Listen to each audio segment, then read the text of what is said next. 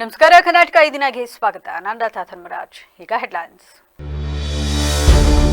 ಹಾಸನಾಂಬ ದರ್ಶನದ 5ನೇ ದಿನವೂ ಭಕ್ತ ಸಾಗರ. ಗಣ್ಯರು ನಟ ನಟಿಯರಿಂದ ದೇವಿಯ ದರ್ಶನ, ಶಿಷ್ಟಾಚಾರ ಮುಂದುವರಿಕೆ. ಸರ್ಕಾರಗಳು ಪರೋಕ್ಷವಾಗಿ ಜನರನ್ನ ದುಶ್ಚಟಗಳಿಗೆ ದೂಡುತ್ತಿದೆ. ರಾಜ್ಯ ಸರ್ಕಾರವು ಕೂಡಲೇ ಮದ್ಯಪಾನ ನಿಷೇಧಕ್ಕೆ ಕ್ರಮ ಕೈಗೊಳ್ಳಬೇಕು. ಮಾಜಿ ಸಚಿವ ಎಚ್ ಕೆ ಕುಮಾರಸ್ವಾಮಿ ಒತ್ತಾಯ.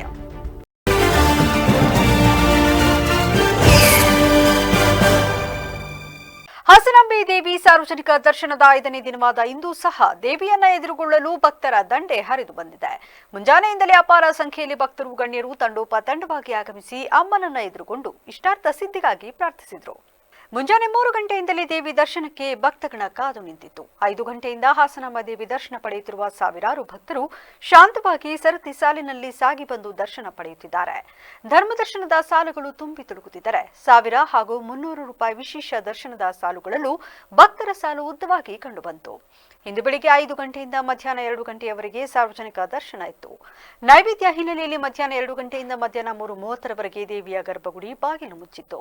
ಮಧ್ಯಾಹ್ನ 3:30ರಂತೆ ಎಂದಿನಂತೆ ದರ್ಶನ ಶುರುವಾಯಿತು. ಬುಧವಾರ ಬೆಳಗಿನ ಜಾವ 3 ಗಂಟೆಯವರೆಗೂ ನಿರಂತರ ದರ್ಶನ ಸಾಗಲಿದೆ. ಇಂದು ಅಪಾರ ಸಂಖ್ಯೆಯ ಭಕ್ತರ ಜೊತೆ ಬಿಜೆಪಿ ಉಚ್ಚಾಟಿತ ಶಾಸಕ ಬಸನಗೌಡ ಪಾಟೀಲ್ ಯತ್ನಾಳ್ ಶಿಷ್ಟಾಚಾರದಂತೆ ಜಿಲ್ಲಾಡಳಿತ ಮಾಡಿರುವ ವಾಹನದಲ್ಲಿ ಕುಟುಂಬ ಸಮೇತರಾಗಿ ಆಗಮಿಸಿ ದರ್ಶನ ಪಡೆದರು. ಇದೇ ರೀತಿ ಮಾಜಿ ಸಚಿವ ಕೆ ಗೋಪಾಲಯ್ಯ ಕುಟುಂಬ ಸಮೇತರಾಗಿ ಆಗಮಿಸಿ ದೇವಿಯ ದರ್ಶನ ಪಡೆದು ವಿಶೇಷ ಪೂಜೆ ಸಲ್ಲಿಸಿದರು. ಮಂಡಗದ್ದಿಯ ಅವಧೂತ ಆಶ್ರಮದ ವಿನಯ್ ಗುರುಜಿ ಹಾಗೂ ಮೂಡಿಗೆರೆ ಶಾಸಕಿ ನಾಯನ ಮೋಟಮ್ಮ ಸಹ ಜಿಲ್ಲಾಡಳಿತದ ಶಿಷ್ಟಾಚಾರದ ವಾಹನದಲ್ಲಿ ಒಟ್ಟಿಗೆ ಆಗಮಿಸಿ ದೇವಿಯನ್ನ ಕಣ್ತುಂಬಿಕೊಂಡರು.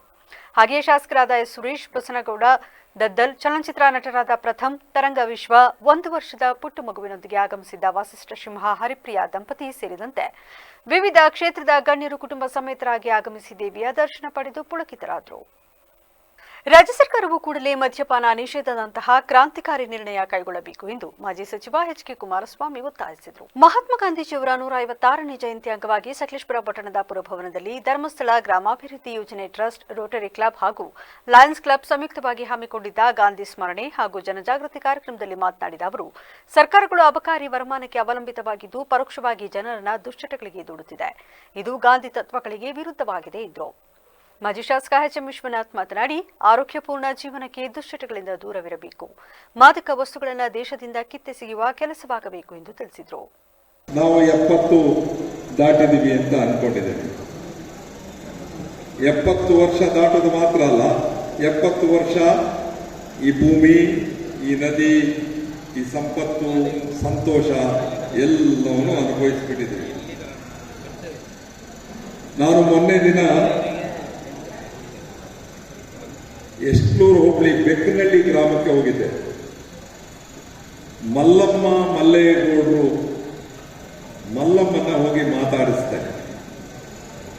ಮಲ್ಲಮ್ಮ ಅವರು 105 ವರ್ಷ ದಾಟಿ 106ನೇ ವರ್ಷಕ್ಕೆ ಕಾಲಿಟ್ಬಿಟ್ಟಿದ್ರು. ನಾನು ನನ್ನ ಹೆಂಡತಿ ಇಬ್ರು ಹೋಗಿ ಅವರ ಕಾಲಿಗೆ ನಮಸ್ಕಾರ ಮಾಡಿ ಅವರಿಗೆ ಸನ್ಮಾನ ಮಾಡಿ ಆಶೀರ್ವಾದ ಪಡೆದು, ಅವರ ಮಲ್ಲಮ್ಮನ ಮಗ ನಿಮಗೆ ಪರಿಚಯ ಇರೋರು ಬೆಕ್ಕನಹಳ್ಳಿ ನಾಗರಾಜ್ ಅವರ ತಾಯಿ. ನಾನು ಅವರನ್ನ ಕೇಳಿದೆ, ಹಸ್ತರೇಖೆ ಸುಮ್ಮನೆ ನೋಡ್ತೀನಿ, ಸುಮ್ಮನೆ ಒಂದು ಹೇಳೋದು, ಅದರಲ್ಲಿ ಏನೂ ಇರಲ್ಲ, ಆದರೆ ಹೇಳೋದು. ಒಂದು 3-4 ಕೆರೆ ಯಾರ್ಯಾರು ನೋಡಿದ್ದು ಅದಕ್ಕೆ ನೋಡಿ ನಾನು ಹೇಳಿದೆ, ಒಂದು ಕೆರೆ ಆಯಾಸ್ ಕೆರೆ ಮೇಲೆ ಹೋಗಿದೆ, ಇನ್ನು 10 ವರ್ಷ ನೀವು ಬದುಕ್ತೀರಿ ಅಂತ. ಆಗ ಅಮ್ಮನ ಕೇಳಿದೆ, ನಿಮಗೆ ಎಲೆಡ್ಕೆ ಹಾಕೋ ಅಭ್ಯಾಸ ಇದೆಯಾ? ಇಲ್ಲ. ಹೊಗೆ ಸೊಪ್ಪು? ಇಲ್ಲ. ಎಣ್ಣೆ ಕುಡಿತಾ ಇದ್ರಾ? ಇಲ್ಲ. BP ಇದೆಯಾ? ಇಲ್ಲ. ಶುಗರ್ ಇದೆಯಾ? ಇಲ್ಲ. ನಿದ್ದೆ ಬರುತ್ತಾ? ಚೆನ್ನಾಗಿ ಬರುತ್ತೆ. 105 ವರ್ಷ ಬದುಕಿಬಿಟ್ಟಿದ್ದಾರೆ. ಅಲ್ಲಿಗೆ 100 ವರ್ಷ ದೇವರು ಕೊಟ್ಟಿದ್ದಾದ್ರೆ ಇನ್ನೂ 5 ವರ್ಷ ಜಾಸ್ತಿ ಬದುಕಿದ್ದಾರೆ. ಆದರೆ ದುರಂತ ಅಂದರೆ ಇವತ್ತು ಸಾವು ಆಗ್ತಾ ಇರೋದು ನೋಡಿದ್ರೆ ಭಯ ಆಗುತ್ತೆ. 20-25 ವರ್ಷದಿಂದ ಸಾಯೋದಕ್ಕೆ ಶುರುವಾಗ್ತಾರೆ. 70 ವರ್ಷ 80 ವರ್ಷದವರು ಸಾವು ಕಮ್ಮಿ. 95-90 ವರ್ಷದವರು ನಾನು ನೋಡಿದ್ದೀನಿ. 90 ವರ್ಷದವರು ಜೀಪ್ ಡ್ರೈವಿಂಗ್ ಮಾಡೋದು ನೋಡಿದ್ದೀನಿ. 85 ನೋಡಿದ್ದೀನಿ. ಆದರೆ ಯುವಕರು ಮುದುಕರಂಗೆ ಕಾಣ್ತಾ ಇದ್ದಾರೆ. ಅವರ ಹೆಣ್ಮಕ್ಳು ಗಂಡಸರ ಕತೆ ಆದ್ರೆ ಅವರ ಹೆಂಡತಿ ಕುಡಿಯಲ್ಲ.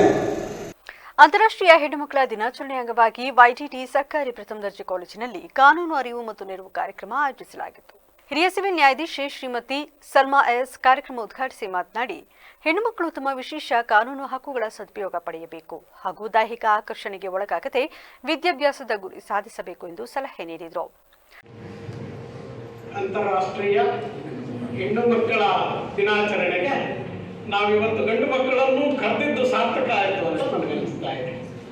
ಹೆಣ್ಣು ಮಕ್ಕಳ ದಿನಾಚರಣೆಗೆ ಹೆಣ್ಣು ಮಕ್ಕಳನ್ನು ಕರೆಯೋದು ಅದು ಅದಕ್ಕಿಂತಲೂ ಇವತ್ತು ಗಂಡು ಮಕ್ಕಳು ಬಂದಿದ್ದರಿಂದ ಬಹುಶಃ ಹೆಚ್ಚು ಪರಿಣಾಮಕಾರಿಯಾದಾಯಿತು ಅಂತ ಅನಿಸ್ತದೆ. ನಮಗೆ ತರಗತಿಯಲ್ಲಿ ಮಾಡ್ತಕ್ಕಂಥ ಪಾಠಕ್ಕಿಂತಲೂ ಮತ್ತೆ ಅಂಕಗಳಿಗೆ ಸೀಮಿತವಾದಂಥ ಅಧ್ಯಯನಕ್ಕಿಂತಲೂ ಇಂತಹ ಕಾರ್ಯಕ್ರಮಗಳು ಹೆಚ್ಚೆಚ್ಚು ನಡೆಯುತ್ತೆ. ಇಂತಹ ಕಾರ್ಯಕ್ರಮಗಳು ಹೆಚ್ಚೆಚ್ಚು ನಡೆದಾಗ ನಿಜಕ್ಕೂ ಅವರಿಗೆ ಸಹಾಯಕ ಸರ್ಕಾರಿ ಅಭಿಯೋಜಕಿ ಶಶಿಕಲಾ ಅವರು ಪೋಕ್ಸೋ ಕಾಯ್ದೆಯ ಮಹತ್ವ ಮತ್ತು ಶಿಕ್ಷೆಗಳ ಬಗ್ಗೆ ಮಾಹಿತಿ ನೀಡಿದರು. ವಕೀಲರ ಸಂಘದ ಕಾರ್ಯದರ್ಶಿ ಜಿಸಿ ಪುಟ್ಟಸ್ವಾಮಿಗೌಡ ಅವರು ಕಾನೂನು ಬಳಸುವಾಗ ಮಾನವೀಯ ನೆಲೆಪಾಡನ್ನ ಮರೆಯಬಾರದು ಎಂದು ತಿಳಿಸಿದರು. ಏನು ಅಂದ್ರೆ ಇದನ್ನ ಎಲ್ಲ ಆಕ್ಟ್, ಈಗ ಡೊಮೆಸ್ಟಿಕ್ ವೈಲೆನ್ಸ್ ಪ್ರೊಟೆಕ್ಷನ್ ಆಕ್ಟ್ ಆಗಲಿ ಅಥವಾ ಮೇಂಟೆನೆನ್ಸ್ ಆಗಲಿ ಎಲ್ಲ ಹೆಣ್ಮಕ್ಳ ಪ್ರೊಟೆಕ್ಷನ್ಗೋಸ್ಕರ ಇದೆ. ಬಟ್ ನಾವೀಗ ರೆಕಾರ್ಡ್ ತೆಗೆದು ನೋಡಿದ್ರೆ ಅದನ್ನ ನಮಗೆ ಯಾರಾದರೂ ತಪ್ಪಾದ್ರೆ ಅದನ್ನ ಶೀಲ್ಡ್ ಆಗಿ ಉಪಯೋಗಿಸ್ಬೋದು, ಸೋಡ್ ಆಗಿ ಉಪಯೋಗಿಸಬಾರ್ದು. ನಾವೀಗ ರಿಪೋರ್ಟ್ ತೆಗೆದು ನೋಡಿದ್ರೆ ಮ್ಯಾಕ್ಸಿಮಮ್ ಕೇಸಸ್ ಫೇಕ್ ಕೇಸಸ್ ಇರುತ್ತೆ. ಅದಕ್ಕೆ ನಿಜವಾಗ್ಲೂ ಯಾರಿಗಾದ್ರೂ ತೊಂದರೆಯಾಗಿ ಅವ್ರು ಬಂದು ಕಂಪ್ಲೇಂಟ್ ಕೊಟ್ಟರು ಕೂಡ ನಾವು ಸಂಶಯದ ದೃಷ್ಟಿಯಿಂದ ಪ್ಲಾಸ್ಟಿಕ್ ಬಳಕೆ ನಿಷೇಧ ಕುರಿತು ರೂಪಿಸಿರುವ ಕಾನೂನಿನಲ್ಲಿ ನ್ಯೂನತೆಗಳಿದ್ದು ಸರ್ಕಾರ ಅದನ್ನು ಕೂಡಲೇ ಸರಿಪಡಿಸುವ ಕೆಲಸ ಮಾಡಬೇಕು ಎಂದು ಶಾಸಕ ಎ ಮಂಜು ಆಗ್ರಹಿಸಿದರು. ಅರ್ಕಲಗೂಡು ಪಟ್ಟಣದ ಸರ್ಕಾರಿ ಪದವಿ ಪೂರ್ವ ಕಾಲೇಜಿನಲ್ಲಿ ರಾಜ್ಯ ಮಾಲಿನ್ಯ ನಿಯಂತ್ರಣ ಮಂಡಳಿಯ ಸುವರ್ಣ ಮಹೋತ್ಸವ ಪ್ರಯುಕ್ತ ಆಯೋಜಿಸಿದ್ದ ಪರಿಸರ ಜಾಗೃತಿ ಕಾರ್ಯಕ್ರಮವನ್ನು ಉದ್ಘಾಟಿಸಿ ಮಾತನಾಡಿದ ಅವರು, ಸರ್ಕಾರ ಪ್ಲಾಸ್ಟಿಕ್ ತಯಾರಿಕೆಗೆ ಅಗತ್ಯ ಸೌಲಭ್ಯಗಳನ್ನು ಒದಗಿಸುತ್ತಿದೆ. ಕಾನೂನು ಉಲ್ಲಂಘಿಸಿದವರಿಗೆ ಕಠಿಣ ಶಿಕ್ಷೆ ವಿಧಿಸಬೇಕು, ಪ್ಲಾಸ್ಟಿಕ್ ಉತ್ಪಾದನೆಗೂ ಕಡಿವಾಣ ಹಾಕಬೇಕು ಎಂದು ಒತ್ತಾಯಿಸಿದರು. ಅವರ ಒಂದು ಮೀಟಿಂಗ್ ನಲ್ಲಿ ಒಪ್ಕೊಂಡ್ಬಂದು ಇದನ್ನ 74ರಿಂದ ಇಡೀ ರಾಜ್ಯ ವ್ಯಾಪ್ತಿಯಲ್ಲಿ ಇದನ್ನ ಮಾಡಿದ್ರು. ಇದು ಮಹೋತ್ಸವ ಮಾಡ್ತಕ್ಕಂಥದ್ದು ಕಾನೂನಿದೆ ಅಂತ ಹೇಳಿದ್ರೆ ಅದಾಗಲ್ಲ. ಕಾನೂನ ನಾವು ಪಾಲಿಸ್ತಾ ಇದೀವ ಅಂತಕ್ಕಂಥದ್ದು ಭಾರಿ ಮುಖ್ಯವಾದದ್ದು. ಇದರಲ್ಲಿ ಪ್ರತಿಯೊಂದಕ್ಕೂ ಕಾನೂನಿದೆ. ಏನ್ ಮಾಡ್ಬೇಕು, ಹೆಂಗ್ ಮಾಡ್ಬೇಕು, ಹೆಂಗಿರ್ಬೇಕು ಅಂತಕ್ಕಂಥದ್ದು ಕಾನೂನು. ಅದನ್ನ ಬಿಟ್ಟು ನಾವು ಬೇರೆಂತ ಮಾಡ್ತಾ ಇದ್ವಿ, ಕಾನೂನು ಬಿಟ್ಟು. ಅದಕ್ಕೆ ಇವತ್ತು ಈ ಪರಿಸರಕ್ಕೆ ಹಾನಿ ಆಗಿರ್ತಕ್ಕಂಥದ್ದು ಅನ್ನೋದನ್ನ ನಾವು ಒಪ್ಕೋಬೇಕು. ಇವತ್ತು ಪ್ಲಾಸ್ಟಿಕ್ ಅಂಗಡಿಯಲ್ಲಿ ಕೊಡ್ತಾ ಇದ್ದಾರೆ ಅಂತ ತೋರ್ತೀವಿ. ಪರಿಸರ ಅಧಿಕಾರಿಗಳು ಹೋಗ್ತಾರೆ, ಸೀಸ್ ಮಾಡ್ತಾರೆ, ಇದು ಮಾಡ್ತಾರೆ. ನಾನು ಪತ್ರಿಕಾ ಮುಖಾಂತರ ಸರ್ಕಾರಕ್ಕೆ ಒಂದು ಮನವಿ ಮತ್ತೆ ಪರಿಸರ ಒಂದು ಇದರಿಂದ, ಯಾಕಂದ್ರೆ ಪರಿಸರದ ಅಧ್ಯಕ್ಷ ಆಗಿರ್ತಕ್ಕಂಥ ನನ್ನ ಸ್ನೇಹಿತ ನರೇಂದ್ರ ಸ್ವಾಮಿ ಅಂತ, ನಾನು ಹಾಸ್ಟೆಲ್ ಇದ್ದೆ, ನನ್ನ ಜೂನಿಯರ್. ಅವ್ರು ಇಂಜಿನಿಯರಿಂಗ್ ಮಾಡ್ತಾ ಇದ್ದ, ನಾನು ಮಾಸ್ಟರ್ ಡಿಗ್ರಿ ಮಾಡ್ತಾ ಇದ್ದೆ.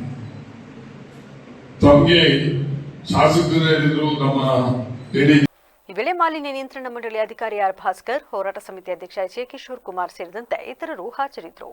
ಬೇಲೂರು ಪ್ರಾಥಮಿಕ ಸಹಕಾರ ಕೃಷಿ ಮತ್ತು ಗ್ರಾಮೀಣಾಭಿವೃದ್ಧಿ ಬ್ಯಾಂಕ್ನ ನೂತನ ಅಧ್ಯಕ್ಷರಾಗಿ ಜೆಡಿಎಸ್ ಬೆಂಬಲಿತ ಅಭ್ಯರ್ಥಿ ಎಚ್ಎಂ ದಿನೇಶ್ 5 ಮತಗಳ ಅಂತರದಿಂದ ಜಯಗಳಿಸಿದ್ರು ಹಾಗೂ ಉಪಾಧ್ಯಕ್ಷರಾಗಿ ತೀರ್ಥಕುಮಾರ್ ಅವಿರೋಧವಾಗಿ ಆಯ್ಕೆಯಾದರು. ಬ್ಯಾಂಕ್ನ ಸಭಾಂಗಣದಲ್ಲಿ ಸೋಮವಾರ ನಡೆದ ಅಧ್ಯಕ್ಷ ಉಪಾಧ್ಯಕ್ಷರ ಆಯ್ಕೆ ಚುನಾವಣೆಗೆ ಅಧ್ಯಕ್ಷ ಸ್ಥಾನಕ್ಕೆ ಎಚ್ಎಂ ದಿನೇಶ್ ಮತ್ತು ಎಸ್ಎಚ್ ರಾಜಶೇಖರ್ ಹಾಗೂ ಉಪಾಧ್ಯಕ್ಷ ಸ್ಥಾನಕ್ಕೆ ತೀರ್ಥಕುಮಾರ್ ಅಭ್ಯರ್ಥಿಗಳಾಗಿ ನಾಮಪತ್ರ ಸಲ್ಲಿಸಿದರು. ನಾಮಪತ್ರ ಪರಿಶೀಲನೆ ಮಾಡಿದ ಚುನಾವಣಾಧಿಕಾರಿ ಮಂಜುನಾಥ್, ಕೊನೆಗೆ ಒಟ್ಟು 15 ಜನ ನಿರ್ದೇಶಕರಿದ್ದು ಎಚ್ಎಂ ದಿನೇಶ್ 10 ಮತಗಳನ್ನು ಪಡೆದರೆ ಎಸ್ಎಚ್ ರಾಜಶೇಖರ್ 5 ಮತಗಳನ್ನು ಪಡೆದಿದ್ದರಿಂದ 5 ಮತಗಳ ಅಂತರದಿಂದ ದಿನೇಶ್ ಜಯಗಳಿಸಿದ್ದಾರೆ. ಉಪಾಧ್ಯಕ್ಷರಾಗಿ ತೀರ್ಥಕುಮಾರ್ ಒಬ್ಬರೇ ನಾಮಪತ್ರ ಸಲ್ಲಿಸಿದ್ದರಿಂದ ಅವಿರೋಧವಾಗಿ ಆಯ್ಕೆಯಾಗಿದ್ದಾರೆ ಎಂದು ಘೋಷಿಸಿದರು. ಬಲ್ಲೆನಹಳ್ಳಿ ರವಿಕುಮಾರ್ ಅವರು, ಚಿನ್ನೇನಹಳ್ಳಿ ಲೋಕೇಶ್ ಅವರು ಮತ್ತು ನಮ್ಮ ಮಾಜಿ ಅಧ್ಯಕ್ಷರುಗಳು ಮತ್ತು ನನ್ನ ಎಲ್ಲದಕ್ಕೂ ಹೆಚ್ಚಾಗಿ ಸಹಕರಿಸಿದ ಮಾಧ್ಯಮ ಮಿತ್ರರು ಮತ್ತು ಪೊಲೀಸ್ ಇಲಾಖೆಯವರು ಮತ್ತು ನನ್ನ ಎಲ್ಲ ಸ್ನೇಹಿತರು, ನನ್ನ ಒಂದು ಕರೆಗೆ ಹೋಗ್ಬಿಟ್ಟು ಎಲ್ಲ ಸ್ನೇಹಿತರು ಬಂದಿದ್ದರಿಂದ ಇವತ್ತಿನ ಈ ಚುನಾವಣೆ ಯಶಸ್ವಿಯಾಗಿದೆ ಅಂತ ಹೇಳಿ ನನಗೆ ಕೊನೆಯ 5 ವರ್ಷ ಸಹ ನಾನು ಇಲ್ಲಿ ಸರ್ವಿಸ್ ಮಾಡಿದ್ದೀನಿ ಬ್ಯಾಂಕಿನಲ್ಲಿ ಸದಸ್ಯನಾಗಿ. ಅದೇ ರೀತಿ ಮುಂದಿನ 5 ವರ್ಷಗಳಲ್ಲಿ ನನಗೆ ಮೊದಲ ಬಾರಿಗೆ ಅಧ್ಯಕ್ಷ ಸ್ಥಾನವನ್ನು ನನಗೆ ಹಿರಿಯರು ರೇವಣ್ಣರವರ ಆಶೀರ್ವಾದ ನನಗೆ ಸಿಕ್ಕಿದೆ. ಅದನ್ನು ನಾನು ಕಡಾಖಂಡಿತವಾಗಿ ಎಳ್ಳಷ್ಟು ಬ್ಯಾಂಕಿನ ಯಾವುದೇ ವ್ಯವಹಾರಕ್ಕೂ ಚ್ಯುತಿ ಬರದ ಹಾಗೆ ಪ್ರಾಮಾಣಿಕವಾಗಿ ರೈತರಿಗೆ ನೆರವಾಗಲಿಕ್ಕೆ ನಾನು ರೆಡಿ ಇದ್ದೇನೆ. ರೈತರ ಪರವಾಗಿ ಹೋರಾಟ ಮಾಡಲಿಕ್ಕೆ ರೆಡಿ ಇದ್ದೇನೆ. ಅವರಿಗೆ ಸಹಕಾರ ಕೊಡಲಿಕ್ಕೆ ರೆಡಿ ಇದ್ದೇನೆ. ಇದೆಲ್ಲದನ್ನು ರೇವಣ್ಣರವರ ಮಾರ್ಗದರ್ಶನದಲ್ಲಿ ಹಾಗೂ ನಮ್ಮ ಮಾಜಿ ಶಾಸಕರಾದಂತಹ ಲಿಂಗೇಶ್ರವರ ನೇತೃತ್ವದಲ್ಲಿ ನಾನು ಈ ಕಾರ್ಯಕ್ರಮವನ್ನು ಕೈಗೊಳ್ತೇನೆ. ಅದೇ ರೀತಿ ನನ್ನ ತಂದೆ ತಾಯಿಯ ಆಶೀರ್ವಾದ, ನನ್ನ ತಂದೆಯವರ ಕಾಲದಿಂದಲೂ ನಾವು JDSನಲ್ಲಿ ಸಕ್ರಿಯರಾಗಿದ್ವಿ. ನಮ್ಮ ತಾಯಿ ಸಹ ಹಿಂದಿನ 10 ವರ್ಷದ ಹಿಂದೆ ಈ ಬ್ಯಾಂಕಿನ ಉಪಾಧ್ಯಕ್ಷರಾಗಿ 10 ವರ್ಷ ಸೇವೆ ಸಲ್ಲಿಸಿರ್ತಾರೆ. ಅವರೆಲ್ಲರ ಆಶೀರ್ವಾದ ಇವತ್ತು ನಾನು ಅಧ್ಯಕ್ಷನಾಗಿದ್ದೀನಿ. ನಾನು ಈ ಬ್ಯಾಂಕಿನ ಅಭಿವೃದ್ಧಿಗೆ ಶ್ರಮಿಸ್ತೀನಿ ಅಂತ ಈ ಸಮಯದಲ್ಲಿ ನಿಮ್ಮೆಲ್ಲರಿಗೂ ನಾನು ಹೇಳ್ತಾ, ಮತ್ತೊಮ್ಮೆ ನಾನು ನಮ್ಮ ಮಾಜಿ ಪ್ರಧಾನಿಗಳಿಗೆ ವಂದಿಸುತ್ತಾ, ನಮ್ಮ ರೇವಣ್ಣರವರಿಗೆ ವಂದಿಸುತ್ತಾ ನನ್ನ ಈ ಒಂದೆರಡು ಮಾತುಗಳನ್ನ ಮುಗಿಸ್ತಿದ್ದೇನೆ. ಈ ಸಂದರ್ಭದಲ್ಲಿ ಮಾಜಿ ಶಾಸಕ ಕೆಎಸ್ ಲಿಂಗೇಶ್, ಜೆಡಿಎಸ್ ಮುಖಂಡರಾದ ಬಲ್ಲಿನಹಳ್ಳಿ ರವಿಕುಮಾರ್, ಅಶ್ವಥ್ ಬಾಣಸವಳ್ಳಿ ಸೇರಿದಂತೆ ನೂರಾರು ಜೆಡಿಎಸ್ ಮುಖಂಡರು, ಬಿಜೆಪಿ ಮುಖಂಡರು ಹಾಜರಿದ್ದರು. ಸಕಲೇಶಪುರ ತಾಲೂಕಿನ ಚಂಪಕನಗರ ಬಡಾವಣೆ ಕೋರ್ಟ್ ಹಿಂಭಾಗದ ರಸ್ತೆ ಬದಿಯಲ್ಲಿ ದಿನದಿಂದ ದಿನಕ್ಕೆ ಹೆಚ್ಚುತ್ತಿರುವ ಕಸದ ರಾಶಿ ಕುರಿತು ಕರ್ನಾಟಕ ರಕ್ಷಣಾ ವೇದಿಕೆ ಸಂಘಟನೆಯು ತೀರಾ ಆಕ್ರೋಶ ವ್ಯಕ್ತಪಡಿಸಿದೆ. ಅಪಾರ ಸಂಖ್ಯೆಯ ಜನರು ಸಂಚಾರ ಮಾಡುವ ಈ ರಸ್ತೆ ಶಾಲಾ ಮಕ್ಕಳ ದೈನಂದಿನ ಪ್ರಯಾಣದ ಮಾರ್ಗವಾಗಿದ್ದು, ಕಸದ ದುರ್ಗಂಧದಿಂದ ಸ್ಥಳೀಯರಿಗೆ ಹಾಗೂ ವಿದ್ಯಾರ್ಥಿಗಳಿಗೆ ತೀವ್ರ ಅನಾನುಕೂಲ ಉಂಟಾಗಿದೆ.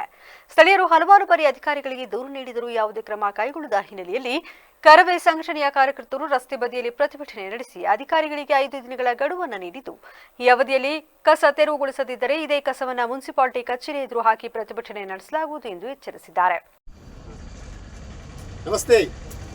ಇವತ್ತು ನಾವು ಏನು ಸಕಲೇಶಪುರ ಚಂಪಕನಗರದ ಪರಿಸ್ಥಿತಿ ಏನಾಗಿದೆ ಅಂತೇಳಿ ಇವಾಗ ನೋಡ್ಬೋದು. ಲೋಡ್ಗಟ್ಟಲೆ ತಂದು ರಾಶಿ ಹಾಕಿದ್ದಾರೆ ಕಸಗಳು. ಹಿಂಭಾಗ ಹೋದರೆ ಕೋರ್ಟ್ ಇದೆ. ಅಂದರೆ ಬೆಳಗ್ಗೆ ಎದ್ದರೆ ಶಾಲೆಗೆ ಹೋಗೋ ಮಕ್ಕಳಾಗಿರ್ಬೋದು, ಮನೇಲಿ ಅಪ್ಪ ಅಮ್ಮ ಮಕ್ಕಳನ್ನ ಹಾಲು ತರಕ್ಕೆ ಐಟಮ್ ತರಕ್ಕೆ ಕಳಿಸ್ತಾರೆ. ನಾಯಿಗಳು ಏನು ಮಾಡ್ತವೆ, ಹೊಟ್ಟೆ ಪಾಡಿಗೋಸ್ಕರ ಮುಂದೆ ಕೆರಿತಾ ಇರ್ತವೆ, ಆದರೆ ಮಕ್ಕಳನ್ನ ಕಳಿಸ್ತಾರೆ. ಇವತ್ತು ಪುರಸಭೆ ಅಧಿಕಾರಿ ಆಗಿರ್ಬೋದು, ಇವ್ರಿಗೆ ಏನಾದ್ರೂ ಜೀವಂತವಾಗಿದ್ದರೆ, ಇವರು ಅಧಿಕಾರಿಗಳೇ ಆಗಿದ್ರೆ ಆದಷ್ಟು ಬೇಗ ಇದನ್ನು ಕ್ಲೀನ್ ಮಾಡೋದು, ಇಷ್ಟನ್ನು ಕೇಳ್ಕೊತಿದ್ದೀವಿ. ಹಾಗೆಯೇ ನಮ್ಮ ನಗರ ಅಧ್ಯಕ್ಷರಾದ ಕೂಡ ಪ್ರಜ್ವಲ್ ಕೂಡ ಇದ್ದಾರೆ. ನಮ್ಮೆಲ್ಲ ನಾವು ಬಂದು ಇದನ್ನೆಲ್ಲ ಪರಿಶೀಲನೆ ಮಾಡಿ ಇದನ್ನು ವಿಡಿಯೋ ಮಾಡ್ತಿದ್ವಿ. ನಾವು ದಿನ ಬೆಳಗ್ಗೆ ಎದ್ದು ಬಂದು ಈ ಕೆಲಸ ಮಾಡೋಕ್ಕಾಗಲ್ಲ. ಅಧಿಕಾರಿಗಳು ಏನ್ರಿ ಮಾಡ್ತಾ ಇದ್ದೀರಾ? ಇದೇ ರೋಡ್ನಲ್ಲಿ ನಿಮ್ಮ ಮಕ್ಕಳು ಶಾಲೆಗೆ ಹೋಗೋದಾದ್ರೆ ಆ ಮಕ್ಕಳಿಗೆ ಏನಾದ್ರು ತೊಂದರೆ ಆದರೆ ಬೆಳಿಗ್ಗೆ ಬಂದು ಕ್ಲೀನ್ ಮಾಡ್ತೀರಾ. ಆದರೆ ನಿಮ್ಮ ಮಕ್ಕಳು ಹೋಗಲ್ಲ. ಇಲ್ಲಿ ಹೋಗ್ತಿರೋದು ಬಡಪಾಯಿ ಮಕ್ಕಳು, ಏನಾದರೂ ಆಗೋಗ್ಬಿಡ್ಲಿ ಅಂತಕ್ಕಂಥದ್ದೇ ನಿಮ್ಮಲ್ಲಿರೋದು. ಜೈ ಹಿಂದ್, ಜೈ ಕರವೇ. ಅಧಿಕಾರಿಗಳು ಏನಿದ್ರೆ ನೀವು ದಯವಿಟ್ಟು ಇಲ್ಲಿರೋ ಕಸನ ಆದಷ್ಟು ಬೇಗ ಇಲ್ಲಿಂದ ಕ್ಲಿಯರ್ ಮಾಡಬೇಕು. ಇದರಿಂದ ತುಂಬ ನಮಗೆ ಏನಂದರೆ ತುಂಬ ಪ್ರಾಬ್ಲಮ್ ಆಗ್ತಿದೆ. ನೀವು ಇದನ್ನ ಏನು ಕ್ಲಿಯರ್ ಮಾಡಿಲ್ಲ ಅಂದರೆ ಇಲ್ಲಿ ಏನಿದೆ ಕಸಗಳನ್ನ ತಗೊಂಡ್ಬಿಟ್ಟು ನಾವು ಮುನ್ಸಿಪಾಲ್ಟಿ ಮುಂದೆ ಹಾಕ್ತೀವಿ. ಮತ್ತು ಹಾಗೆಯೇ ನಾನು ಮುನ್ಸಿಪಾಲ್ಟಿ ಅಧಿಕಾರಿಗಳಿಗೆ ಏನು ಹೇಳಿಕ್ಕೆ ಬಯಸ್ತೀನಿ ಅಂದರೆ, ನಿಮ್ಗೆ ಅಂಥ ಡೌಟ್ಸ್ ಇದ್ದರೆ ಬಂದ್ಬಿಟ್ಟು 5 ನಿಮಿಷ ಇಲ್ಲಿ ನಿಂತ್ಕೊಳ್ಳಿ ಸ್ವಾಮಿ, ಅವಾಗ ನಿಮ್ಗೆ ಅರ್ಥ ಆಗುತ್ತೆ ಈ ರಕ್ಷಣಾ ವೇದಿಕೆಯರು ಏನಕ್ಕೋಸ್ಕರ ಹೋರಾಡ್ತಾ ಇದ್ದಾರೆ ಅಂತೇಳಿ. ಇದಕ್ಕೋಸ್ಕರನೇ ಹೋರಾಡ್ತಾ ಇರೋದು. ಬೈ ಮಿಸ್ಟೇಕ್ ಏನಾದರೂ ನೀವು 5 ದಿವಸದೊಳಗಡೆ ಇಲ್ಲಿ ಸಾರ್ವಜನಿಕರಿಗೆ ಅನುಕೂಲ ಮಾಡಲಿಲ್ಲ ಅಂದರೆ ಇಲ್ಲಿ ಜನನೇ ಸಿಡಿದು ಹೇಳ್ತಾರೆ. ಅವ್ರ ಜೊತೆಗೆ ನಾವು ಕೂಡ ಕೈ ಜೋಡಿಸ್ತೀವಿ. ಈ ಸಂದರ್ಭದಲ್ಲಿ ನಗರ ಕರವೇ ಅಧ್ಯಕ್ಷ ಪ್ರಜ್ವಲ್, ತಾಲೂಕು ರೈತ ಘಟಕದ ಅಧ್ಯಕ್ಷ ವಸಂತ್ ಹಾಗೂ ಹಲವು ಸಾಮಾಜಿಕ ಕಾರ್ಯಕರ್ತರು ಉಪಸ್ಥಿತರಿದ್ದರು. ಕೊಪ್ಪಳ ಜಿಲ್ಲೆಯ ಯಲಬುರ್ಗಾ ಪಟ್ಟಣದ ಬುದ್ಧ ಬಸವ ಅಂಬೇಡ್ಕರ್ ಭವನದಲ್ಲಿ ಶ್ರೀ ಕ್ಷೇತ್ರ ಧರ್ಮಸ್ಥಳ ಗ್ರಾಮೀಣಾಭಿವೃದ್ಧಿ ಯೋಜನೆ ಮತ್ತು ಜನಜಾಗೃತಿ ಟ್ರಸ್ಟ್ ಸಹಯೋಗದಲ್ಲಿ ಗಾಂಧಿ ಜಯಂತಿ ನಿಮಿತ್ತ ಗಾಂಧಿ ಸ್ಮೃತಿ ನವಜೀವನೋತ್ಸಾಹ ಕಾರ್ಯಕ್ರಮ ಮಂಗಳವಾರ ನಡೆಯಿತು. ಯಲಬುರ್ಗಾ ಪೊಲೀಸ್ ಇನ್ಸ್ಪೆಕ್ಟರ್ ವಿಜಯ್ ಪ್ರತಾಪ್ ಮಾತನಾಡಿ, ಯುವಜನಾಂಗವು ದುಶ್ಚಟಗಳಿಂದ ದೂರವಾಗಿ ಉತ್ತಮ ಸಮಾಜ ನಿರ್ಮಾಣಕ್ಕೆ ಪ್ರಯತ್ನಿಸಬೇಕು ಎಂದು ಕರೆ ನೀಡಿದರು. ಕಾರ್ಯಕ್ರಮದಲ್ಲಿ ಪೂಜ್ಯ ಮಹಾದೇವ ಮಹಾಸ್ವಾಮೀಜಿ, ಪ್ರಮುಖರಾದ ಶೇಖರಗೌಡ ಉಳ್ಳಾಗಡ್ಡಿ, ಬಸವಲಿಂಗಪ್ಪ ಭೂತೆ, ಆಂದಯ್ಯ ಕಳ್ಳಿಮಠ, ಸಂಗಣ್ಣ ತೆಂಗಿನಕಾಯಿ, ರೇವೇಂದ್ರಪ್ಪ ಬೋಳಟಗಿ ಸೇರಿದಂತೆ ಇತರರು ಪಾಲ್ಗೊಂಡಿದ್ದರು. ತಮ್ಮಂತಾವು ತೊಡಕೊಳ್ಳಾರದೆ ತಮ್ಮ ಜೀವನ ಹಾಳು ಮಾಡ್ಕೊಂತ, ನಂತರ ಸಮಾಜ ವಿರುದ್ಧ ಕೃತ್ಯಗಳಲ್ಲಿ ಒಳಗೊಳ್ತಾ, ಅಂತ ಅಪರಾಧಗಳಲ್ಲಿ ತೊಡಗೊಳ್ತಾ ಸಮಾಜದಲ್ಲಿ ಕೆಲವೊಂದು ದುಷ್ಕೃತ್ಯ ಇಂಥವೆಲ್ಲ ಆಗೋಕ್ಕೆ ಅವರು ಕಾರಣರಾಗ್ತಿದ್ದಾರೆ.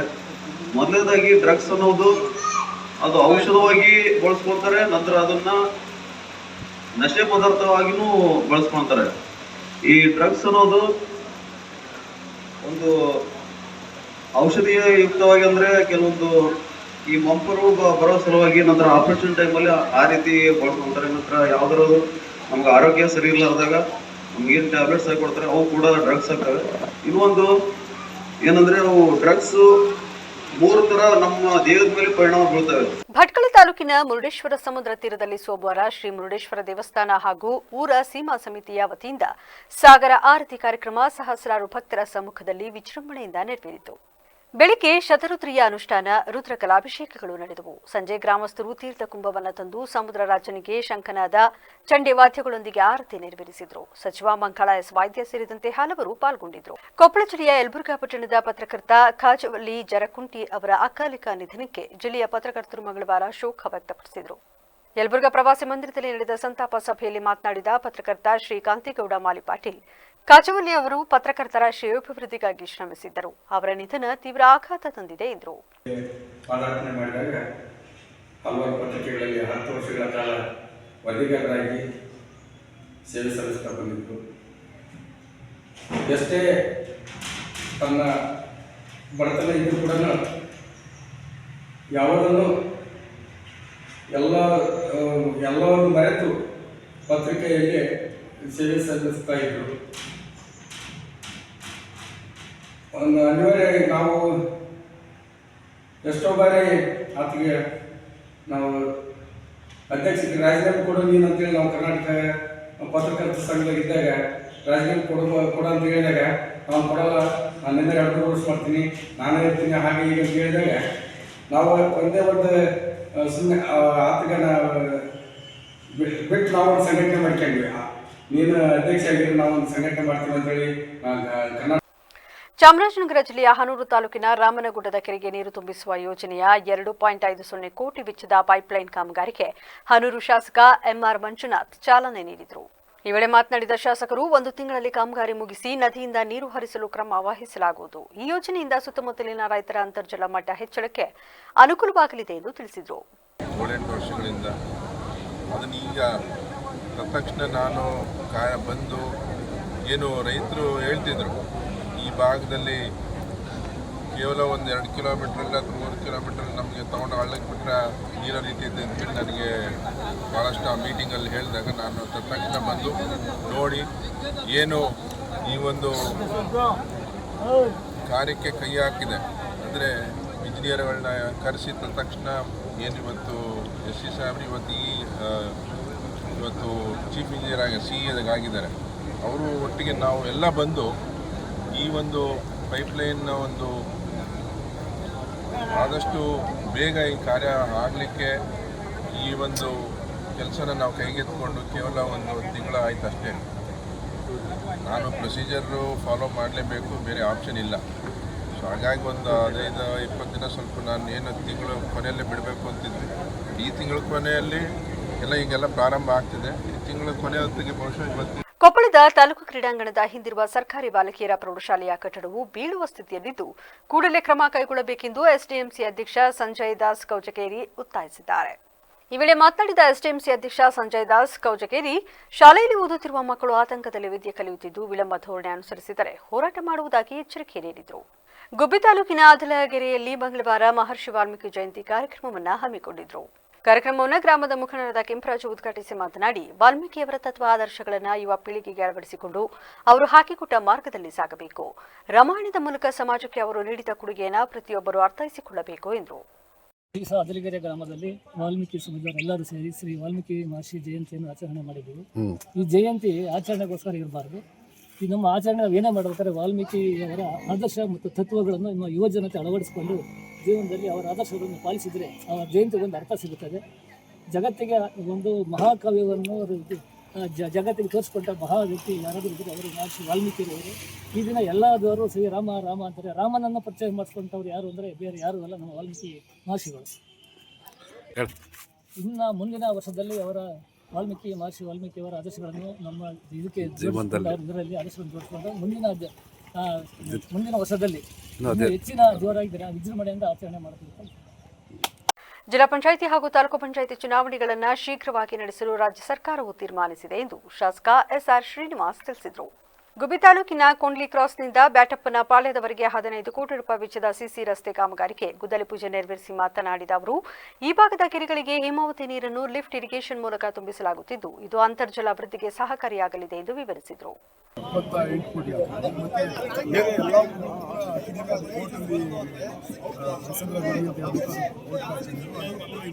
ಕ್ಲಿಯರ್ ಮಾಡ್ತೀವಿ. ಅದು ಕ್ಲಿಯರ್ ಮಾಡಿದ್ರೆ ಈ ಭಾಗದಲ್ಲಿ ಎಲ್ಲ ಪ್ರತಿಯೊಂದು ಕೂಡ ವ್ಯವಸ್ಥೆ ಮಾಡ್ತೀವಿ. ಹೊಣೆಗಾರಿಕೆ ನಾವು 9 ಕೋಟಿ ರೂಪಾಯಿ ಹಾಕಿದ್ವಿ. ಈ ಕಡೆಯಿಂದ 4 ಕೋಟಿ 1 ಕೋಟಿ ಹಾಕಿದ್ವಿ. ದೊಡ್ಡಮನಿಗೆ ಹಾಕಿದ್ವಿ, ದೇವರಟ್ಟಿಗೆ ಹಾಕಿದ್ವಿ, ಮಾವನಹಳ್ಳಿ ಹಟ್ಟಿಗೆ ಹಾಕಿದ್ವಿ, ಹೊಳೆನಹಳ್ಳಿಗೆ ಹಾಕಿದ್ವಿ. ಆಮೇಲೆ ಈಗ ಹೊಳೆನಹಳ್ಳಿ ದೇವಸ್ಥಾನಕ್ಕೂ ಕೂಡ ಹಾಕಿದ್ವಿ.